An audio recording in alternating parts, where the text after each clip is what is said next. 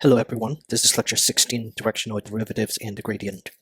So in the last lecture, we talked about partial derivatives. So partial derivatives tell us a lot about the rate of change of a function on its domain.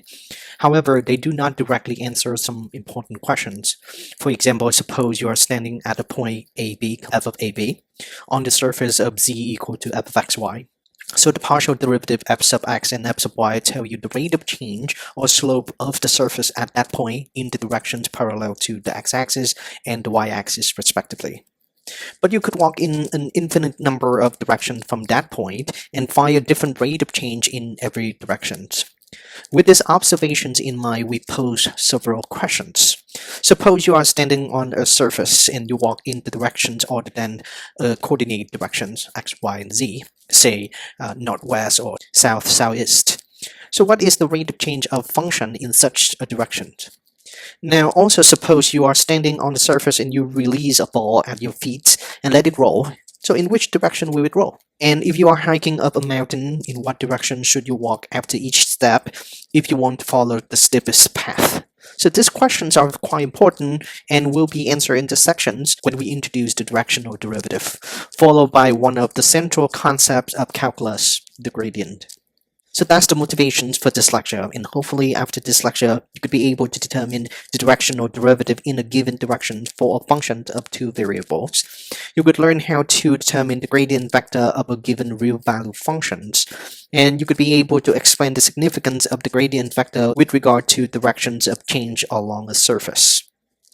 Now, before we jump into the formula for directional derivatives, I would like to go back to the idea of partial derivatives from the last lecture. That is, if we consider functions of the form z equal to f of x comma y, this function has two partial derivatives, or more specifically, two first-order partial derivatives. That is, partial z, partial x, or partial f, partial x for that matter. This partial derivative tells you the slope of a tangent line parallel to the x-axis. And we use limit definitions to represent the partial derivative of the function with respect to x. That is partial z, partial x, or this can be written as partial f, partial x, equal to the limit of the functions f of x plus h, comma y, minus f of x, comma y, altogether divided by h, as h approaches 0. Similarly, when you talk about the partial derivative of the function with respect to y, it tells you the slope of a tangent line parallel to the y-axis. Now, the limit definitions of partial z, partial y is also given in terms of limit definitions. That is, you have partial z, partial y equal to partial f, partial y equal to the limit of the functions f of x, comma y plus k minus f of x, comma y altogether divided by k, as k approaches 0. Again, it doesn't matter which letter you use in this case, h or k. It's just that that is some distance, a small distance. You can substitute that for other letter if you like. So that's what you see in partial derivatives. Now, if you consider a fixed direction, other than the directions parallel to the x-axis or the directions parallel to the y-axis. If you have just a generic directions, that is u equal to u1, u2, where the magnitude of u is equal to 1, so this vector of consideration is a unit vector. Now let's take a look at the following figures. So let a, comma b, comma f of a, b be the point on the surface z equal to f of xy. So this surface in blue is z equal to f of x, comma y. And let u be the unit vector in the xy plane. So you have this is the unit vector on the xy plane. Our aim is to find the rate of change of the function f in the directions of u at the point p0 equal to a, comma b. So this is the point p0 is equal to a, comma b. In general, this rate of change is neither the partial derivative of f with respect to x evaluated at ab, nor f sub y evaluated at ab. But it turns out to be a combination of both partial derivatives. So in this figure, u is the combinations of u1 and u2, where u1 is the x component of u and u2 is the y component of u. And the derivative we are looking for must be computed along the line L in the xy plane through the point P0 in the directions of u. So here is the line that we're talking about. Now consider a neighboring point Q0, which is h unit from P0 along L. So this is q0. And this q0 has a coordinate of a plus h times u1, comma b plus h times u2. So this point has a coordinate of a plus h times u1, comma b plus h times u2. Now, if we zoom into this particular right triangle, we can fill out the information here in this figure. So that is, we have the unit vector u, and the line L going through the point P0 and Q0. For P0 is here and has the coordinate of A, comma B. There's a distance h between the P0 and Q0. For Q0 has the coordinate of A plus h times U1, comma B plus h times U2. So here, this is the x component of the right triangle, and that is h times u1. And this is the y component of the right triangle, and this has the coordinate of h times u2. And that's why you have q0 of this form. Now imagine a plane perpendicular to the xy plane containing L. These planes intersect the surface z equal to f of xy and create a curve C. So as you can see, there's an orange plane intersects the blue surface and create a curve C here. Now we're going to consider 2 points on the curve C corresponding to P0 and Q0. And I'm going to call this point P and this point Q. And the point P has the component of AB, f of AB. And the point Q has the form of a plus h times u1, comma b plus h times u2, comma f of a plus h u1, comma b plus h times u2. So you have the x component, the y component, and the z component of the point Q. Now if you connect the point P and Q, you create something called the secant line. And the slope of the secant line between this point is given as, so slope of a secant line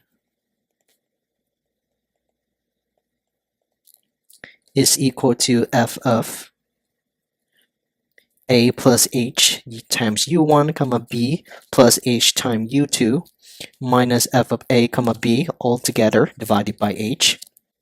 So now from the secant line, we can arrive at the slope of the tangent line by taking the limit of this formula as h approaches 0. So that is, you want to move the point Q closer and closer to the point P. And when the limit exists, it is called the directional derivative of the function at AB in the directions of u. And it gives the slope of the line tangent to the curve C at the point P. So from this formula, we have that the limit definitions of directional derivative in the directions of u at any point x, comma y, but in our discussion, this can be a, comma b, denoted as, so this is capital D of the functions, and the subscript u indicate that you want to move along the directions of the unit vector u. And the formula is going to be d sub u of f of x, comma y is equal to the limit of the function f of x plus h times u1, comma y plus h times u2 minus f of x, comma y all together divided by h as h approaches 0. So in this case, what I did is, instead of a specific point A, B, I'm going to swap it for a generic point x, comma y. And the definition should be the same. Right? And by taking the limit of this difference quotient, you arrive at the directional derivative of the functions along a unit vector u. Now, more precisely, I'm going to give definitions of directional derivative. So let's f equal to f of x, comma y. The derivative of f at the point x, comma y in the directions of the unit vector u equal to u1, comma u2, denoted as capital D of f of x, comma y subscript u, is given by the formula. So this is the limit definitions of directional derivative. And the result of this directional derivative tell us that the instantaneous rate of change of the functions in the directions of the unit vector at the points. So it's tell you the instantaneous rate of change of the functions f of x, comma y in the directions of the unit vector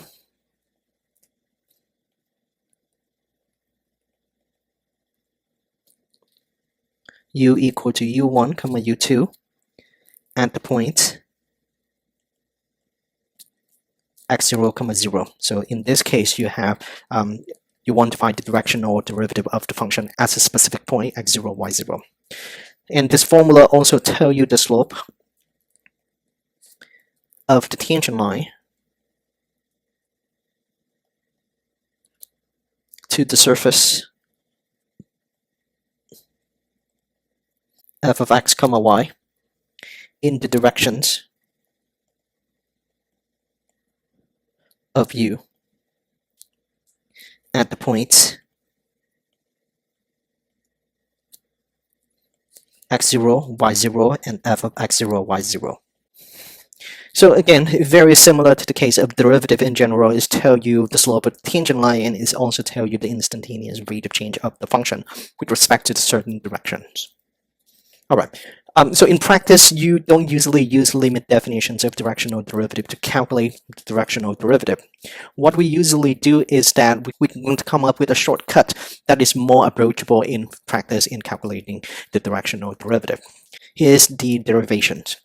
We can evaluate directional derivative without using the limit definitions. So suppose we want to calculate the instantaneous rate of change of f at the point x0, y0 in the directions of the unit vector u, u1, u2. So the variable x and y are changing according to the parameterizations. As we see from the formula, the x value and the y value are changing according to a parameter. So in this case, the parameter is h. But I'm going to switch up the notations a little bit. Instead of x plus h times u1 and y plus h times u2, I'm going to swap the h and change that to t, because when you talk about parameter, usually we use t for the parameter. So the variables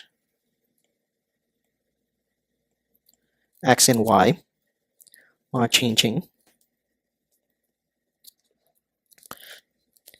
according to a parameter t. So that is, you have x equal to x0 plus t times u1, and y is equal to y0 plus t times u2. And if you go back to a previous lecture, you will see this look more or less the same with the equation of a line in parametric form. And we make the observations that when you take the regular derivative of x with respect to t, and the regular derivative of y with respect to t, we see that. So observe that dx dt is equal to u1 and dy dt is equal to u2. Then the directional derivative of the function at x0, y0 along the unit vector u is equal to, this is equivalent to finding the derivative of the functions with respect to t and evaluate it at the point x0, y0. Now we go back to the chain rule of functions of one independent variable. So in this context, the independent variable means just one parameter, and the parameter is t. And you apply chain rule, and you have that this is partial f partial x times dx dt plus partial f partial y times dy dt. And we're going to evaluate this at the point x0, y0. So the first derivative of the function with respect to x evaluated as x0, y0 can be written as f sub x of x0, y0. And the dx dt we obtained earlier, that is u1 plus f sub y of x0, y0 times the derivative dy dt, that is equal to u2. And if you notice that this is the dot product between two vectors, that is, so d sub u of f of x0, y0 is equal to the vector f sub x of x0, y0, comma f sub y x0, y0, dotted with the unit vector u with the component u1 and u2. So in this case, this is the vector u, and later on we will talk about this particular vector, and this vector is the gradient vector, and is denoted as this, with the notations of the upside down triangle and the functions f, and this is the real value functions. So more precisely, I want to introduce the formula to computing directional derivative. So let z equal to f of xy be a function of two variables x and y, and assume that f sub x and f sub y exists, and the function is differentiable everywhere. Then the directional derivative of the function in the directions of the unit vector u is given by the formula d sub u of f of x0, y0 equal to the vector f sub x of x0, y0, comma f sub y x0, y0, dot with the unit vector u with the component of u1 and u2. I'm going to continue with the idea of the gradient. As you can see from the formula, this vector is defined to be the gradient of the functions. So from our formula,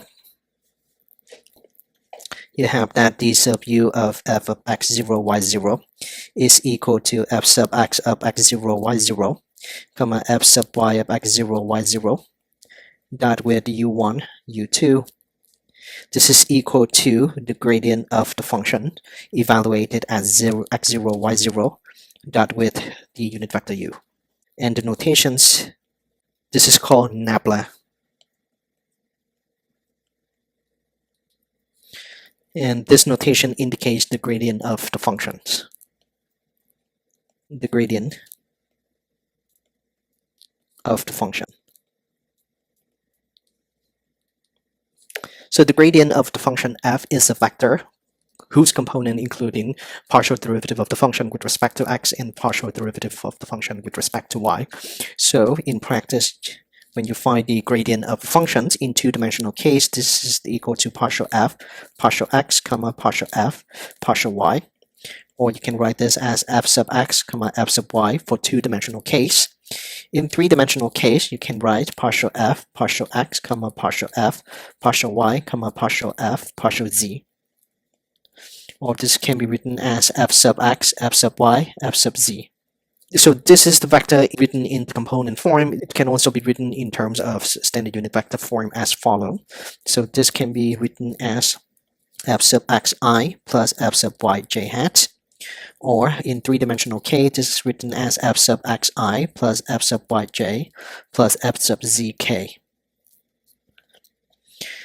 Now, formal definitions tell us that let z equal to f of x be a function of x and y such that f sub x and f sub y exist. So this is just the function of two independent variables. The vector of this form is called the gradient of f and is defined as follows. So the gradient of f of x comma y is equal to f sub x comma f sub y, or this can be written as partial f, partial x, comma, partial f, partial y, but can also be written as f sub xi plus f sub yj.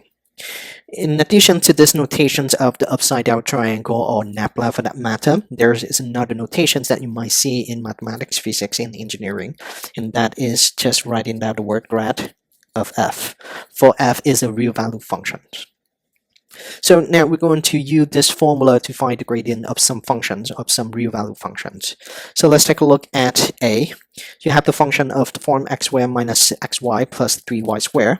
The gradient of the function consists of two components, f sub x and f sub y, that is partial derivative of the function with respect to x and partial derivative of the function with respect to y. So you have f sub x to be 2x minus y and f sub y to be negative x plus 6y. And therefore the gradient of the function is written as 2x minus y, comma, negative x plus 6y. Now in problem B, you have the function of the form psi of 3x times cosine of 3y. And to find the gradient of the function, you need to find its component, that is f sub x and f sub y. So the partial derivative of the function with respect to x give you 3 times cosine of 3x times cosine of 3y. And f sub y, or partial derivative of f with respect to y, is given as negative 3 times sine of 3x times sine of 3y. And therefore, the gradient of the function is of the form 3 times cosine of 3x times cosine of 3y, comma, negative 3 times sine of 3x times sine of 3y. In the next example, you are given a function of the form 3 minus x squared over 10 plus xy squared over 10. Now there are three parts to the problem. The first part is asks you to calculate the gradient of the function at the given point 3, comma, negative 1. In part B, it asks you to calculate the directional derivative of the functions along the unit vector u at the point 3, comma, negative 1. And in part C, it asks you to compute the directional derivative of the function at the point 3, comma, negative 1 in the directions of the vector v equal to 3, comma, 4. Here in this figure, this is the surface of the form z equal to 3 minus x squared over 10 plus xy squared over 10. Now let's do part A, which is to compute the gradient of the function at the point 3, comma, negative 1. So for part A, you want to compute the gradient of the function at 3, comma, negative 1. To arrive at the answer, you need to find the x component and the y component of the gradient. So that is f sub x, which is the partial derivative of the function with respect to x. And you get this to be 2x divided by 10 plus y squared divided by 10. If you simplify this calculation, you get x over 5 plus y squared over 10. And you evaluate the partial derivative of the function at the point 3, negative 1. And you get negative 3 divided by 5 plus negative 1 squared divided by 10. And you're going to get this to be negative 1/2. Now, similarly, when you find the partial derivative of the function with respect to y, you're going to get 0 plus 2xy divided by 10, or this is just xy divided by 5. And you evaluate the partial derivative at the point 3, negative 1 for x is equal to 3 and y is equal to negative 1. So that is 3 times negative 1 divided by 5, or this is equal to negative 3 over 5. Therefore, the gradient of the functions at the point 3, negative 1 is equal to negative 1/2, negative 3 over 5. Now we're going to move on to part B. In part B, they ask you to calculate the directional derivative of the functions at the point 3, negative 1 along the vector u. So in part B, you want to calculate the directional derivative of the functions at this point along the vector u equal to 1 over root 2, negative 1 over root 2. Before computing directional derivative, it is important to verify that u is a unit vector. So that is, you want to find the magnitude of u and verify that the magnitude is equal to 1. If that is the case, you conclude that u is the unit vector. So in this case, it is a unit vector, but I'm going to double check that. So the magnitude of u is equal to square root of 1 over root 2 square plus negative 1 over root 2 square. This is equal to 1/2 plus 1/2 or root 1, or this is equal to 1. So this is a unit vector, or u is a unit vector. Now you have a unit vector, you have the gradient.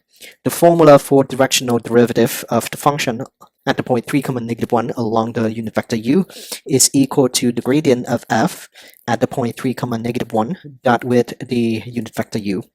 So the gradient you obtained already from part A, and that is negative 1/2, negative 3 over 5, dot with vector u, in this case is 1 over root 2, negative 1 over root 2.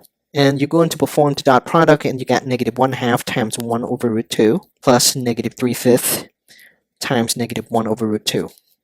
And if we do the calculations correctly, we should arrive at the answer of 1 over 10 times root 2.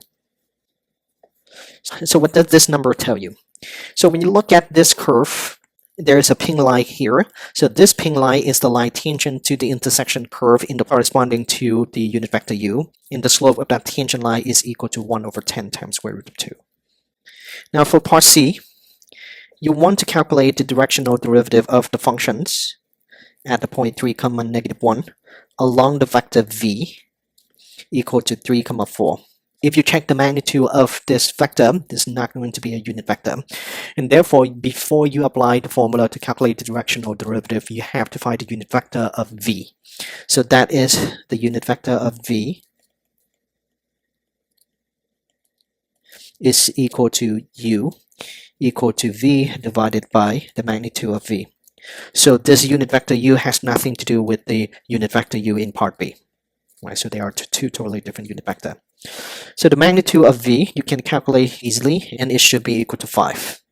Therefore, the unit vector of v should be 1 over 5 times 3, 4, or this is 3 over 5, 4 over 5. Now the directional derivative along the unit vector u of the function f at the point 3, negative 1 is equal to the gradient of the function at the point 3, negative 1 dot with the unit vector u we just found, which is 3/5, 4/5. And you get this going to be negative 1/2, negative 3/5 dot with 3/5, 4/5. And if we do the calculations correctly, we should get negative 39 over 50. So this number again tells you that the directional derivative gives the slope of the surface in the directions of the vector 3, 4 at the point 3, negative 1. Let me move on to the next example. So in the next example, we're going to talk about the gradient vector of the function with the contour line of the surface. So to see that relationship, we first need to calculate the gradient of the function and then evaluate the gradient at given points. So in this problem, you are given a figure here. This is the contour map of the surface f of xy equal to x squared minus y squared. To find the gradient, we're going to need to find the two components of the vector, that is f sub x and f sub y. So f sub x is the partial derivative of the function with respect to x, and you get 2x. And f sub y is the partial derivative of the function with respect to y, and you get negative 2y. Therefore, the gradient of the function f of xy is equal to 2x comma negative 2y. So this is a gradient vector, and the gradient vector depends on the point of considerations. So the gradient is 2x comma negative 2y. This implies that for every point on the grid, you attach a vector with the component 2x comma negative 2y, and the collections of all of this vector is the gradient vectors. So now the next step is we're going to calculate the gradient vector at each given point. So for the first point, x0, y0 equal to 2, 0, you have the gradient of f of 2, 0 is equal to 2 times 2, negative 2 times 0. So this you have 4, 0. So at the point 2, 0, you attach a vector component of 4, 0. And if you calculate the magnitude of this vector, you have that the magnitude is of length 4. So this is the vector that we're talking about. And this is the gradient of f at the point 2, 0. Next, let's calculate the gradient vector at the point 0, 2. So you have 2 times 0, negative 2 times 2, you have 0, negative 4. So at the point 0, 2, you attach a vector with component of 0, negative 4. And if you measure this magnitude of the magnitude of the vector is also equal to 4. But because the y component is equal to negative 4, so it's pointing in the negative directions of the y-axis. So this is what you got. With just the two vectors, you can see that it's become very crowded on the contour map. So therefore, what I'm going to do is that I'm going to scale this gradient vector. The thing is that we just want to see the behavior of the vector, of the directions that the vector is pointing to. So not only that we can use the true length of the vector, but we can also use the unit vector of the gradient. So that is from here, instead of the gradient vector of 4, 0, I can scale it and I have a unit vector of the form 1, 0, given that the length of the vector is 4. Similarly, I can scale this particular vector to 0, negative 1. And I'm instead of plotting the vector of the form 4, 0 or 0, negative 4, I'm going to do 1, 0 and 0, negative 1, which is a lot easier to see on the contour map. So this one, whatever we have over here is totally fine. It's just that I want to put a lot more vectors on the map later. Alright, so I'm going to delete this a little bit and put in just the unit vector of this gradient at 2, 0. So this is the vector. Here you have, this is the vector. Now we're going to calculate the gradient vector at 2, 2. So you have 2 times 2, negative 2 times 2. So you have 4, negative 4. Now instead of plotting this vector at the point 2, 2, I'm going to scale this vector. And when you do the calculation, you see that the magnitude of this vector is going to be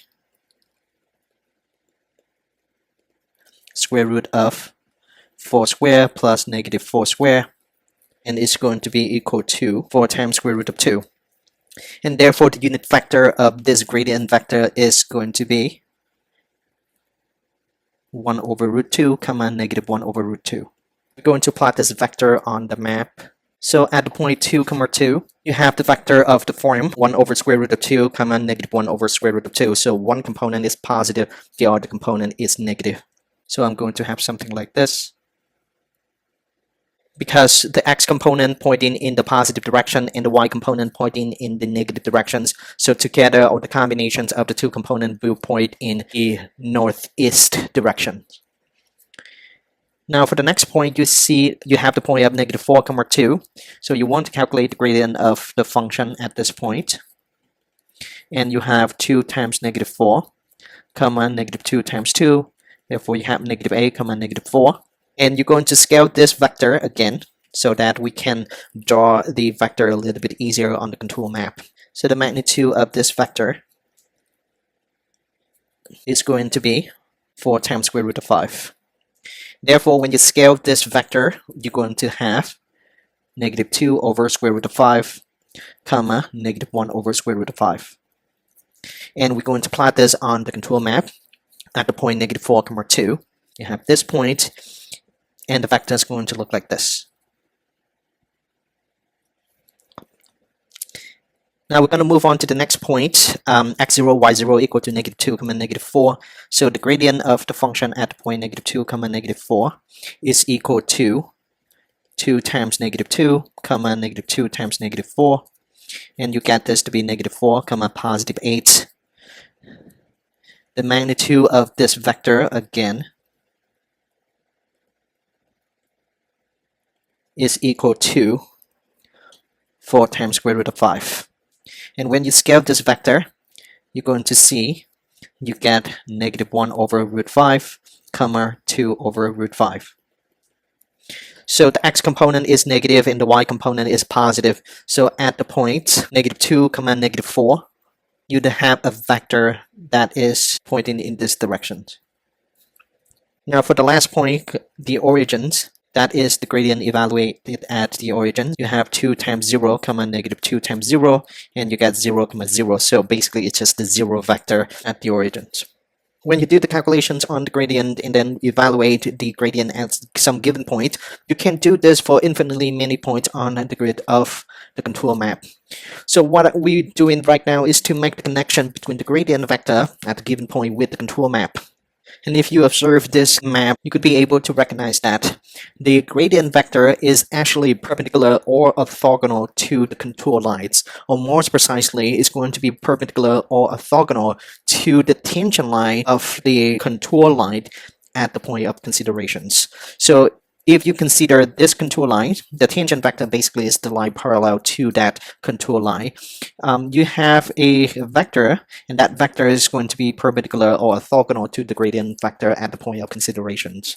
Similarly, even though this is not really shown here, but there is a contour line going through the point 2, 0.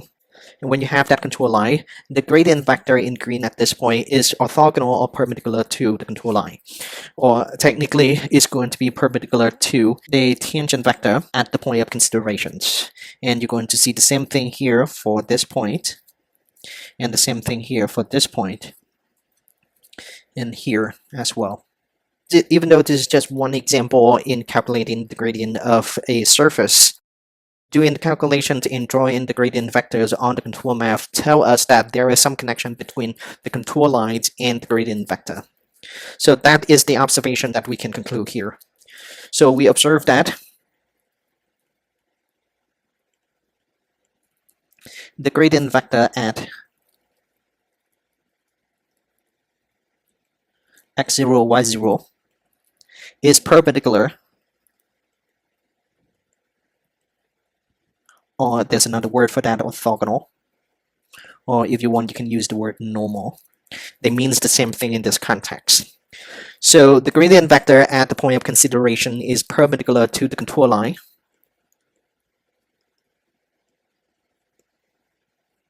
passing through that point.